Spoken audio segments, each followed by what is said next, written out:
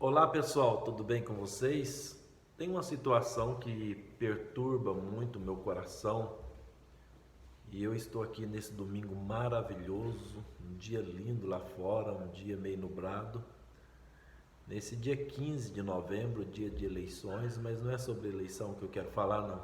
Tem algo que perturba o meu coração e que eu vejo muitas pessoas envolvidas nessa situação. Então eu quero ler com vocês a Bíblia, a Palavra de Deus, Hebreus capítulo de número 10, versículo 19 a seguir.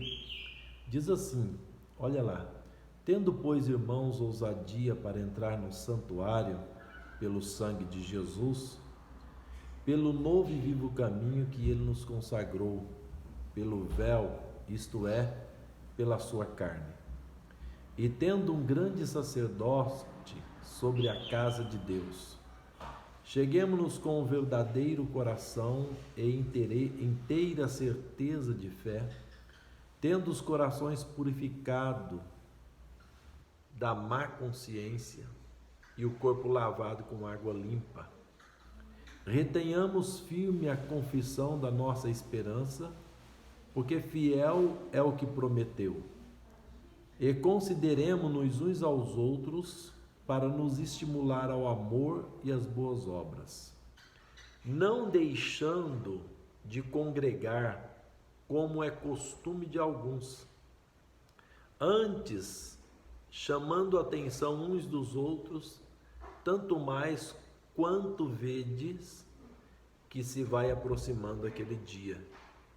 Porque se pecarmos voluntariamente depois de termos recebido o conhecimento da verdade, já não resta mais sacrifícios pelos nossos pecados, mas uma certa expectação horrível de juízo e ardor de fogo que há de devorar o adversário. Até aqui tá bom, porque na verdade eu li todo o texto para mostrar um contexto para você. Nesse contexto não se fala de nenhum pecado. Então é muito normal nos dias de hoje as pessoas não congregarem, os crentes, as pessoas deixarem a igreja.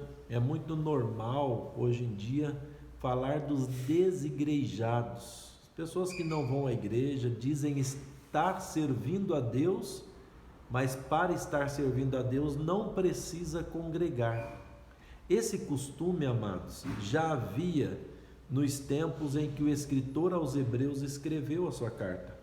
Os hebreus já estavam praticando isso, os hebreus já estavam abandonando as suas congregações, já estavam os judeus cristãos, que aqui é escrito para judeus cristãos, eles já estavam abandonando o ato de congregar.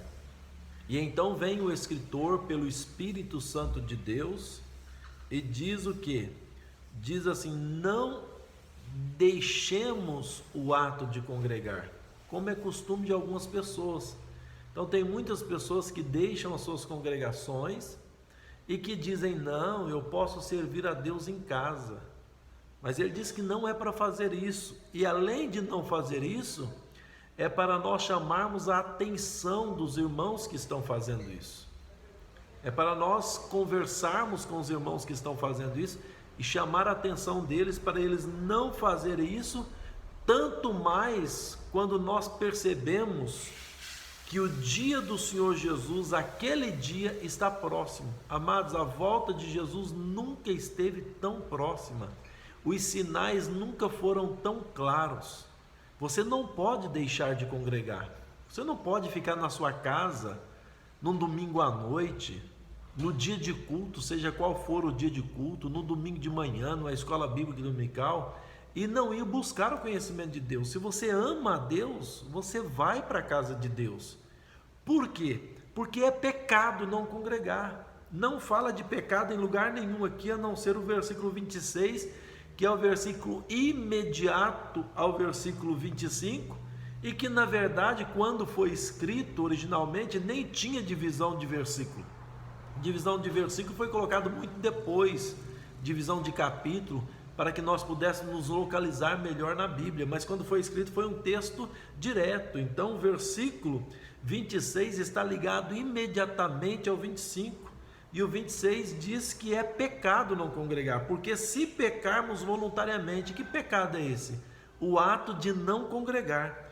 Se pecarmos voluntariamente, depois de termos recebido o conhecimento da verdade, que conhecimento da verdade é esse? O conhecimento que nós não devemos deixar o ato de congregar, que nós não devemos ficar nas nossas casas nos dias de culto. E olha que esses cristãos aqui, eles iam para o templo todos os dias. Se você lê Atos dos Apóstolos, você vai ver que eles estavam no templo todos os dias e também de casa em casa partindo pão, que é o nosso trabalho de célula hoje em dia.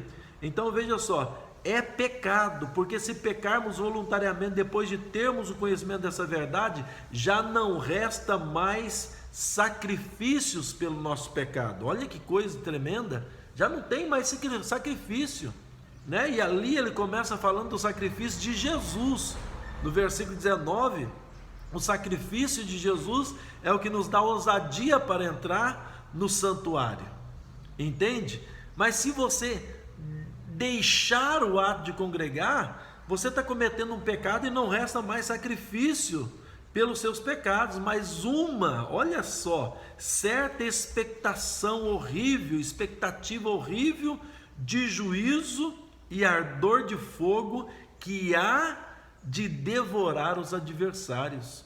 E quando você lê Isaías capítulo 59, versículo 1 e 2, diz, olha lá, vamos ler, vamos abrir aqui a Bíblia, porque a Bíblia aberta é a palavra de Deus, né? A Bíblia aberta é a palavra de Deus, falando conosco, falando aos nossos corações. Eis que a mão do Senhor não está encolhida para que não possa salvar, nem agravados seus ouvidos para que não possa ouvir. Mas as vossas iniquidades, o que é iniquidade? É o pecado que você sabe que é pecado e continua cometendo. Quando você comete uma iniquidade, você é o iníquo. Quem é o iníquo? O iníquo é aquele que peca, mas não sente mais remorso pelo seu pecado e continua pecando. Mas as vossas iniquidades fazem separação entre vós e o vosso Deus, e os vossos pecados encobrem o rosto de Deus de vós, para que não te ouça. Olha que coisa muito forte, né? Porque as vossas mãos estão contaminadas de sangue, os vossos dedos de iniquidade, e os vossos lábios falam falsamente, e a vossa língua pronuncia perversidade. É isso, meu amado, é isso que muitas vezes incomoda o meu coração, de ver muitos cristãos dizendo assim: eu não preciso ir à igreja para servir a Deus. Você está cometendo um pecado, você está abandonando o Senhor. E a igreja, ela é o corpo de Cristo na terra. E é lógico que não é a igreja institucional que é o corpo de Cristo, mas a igreja institucional, ela recebe em cada culto o corpo místico de Cristo na terra. E é impossível você amar o cabeça, que é Cristo, e desamar e desonrar o corpo, que é a igreja. Não existe como você fazer isso. Ou você ama a cabeça e o corpo, ou você não ama ninguém. Então esse negócio de deixar de congregar, amados, na verdade é um distanciamento de Deus, porque quem ama a Deus, busca a Deus, quem é de Deus, ouve as palavras de Deus. Que Deus abençoe o seu coração, a sua vida, a sua alma. Eu sou o pastor Vanuar Novaes, pastor da Ibapa de Umuarama. Que a mão do Senhor seja sobre a sua vida em nome de Jesus. Pense sobre isso, é a palavra de Deus.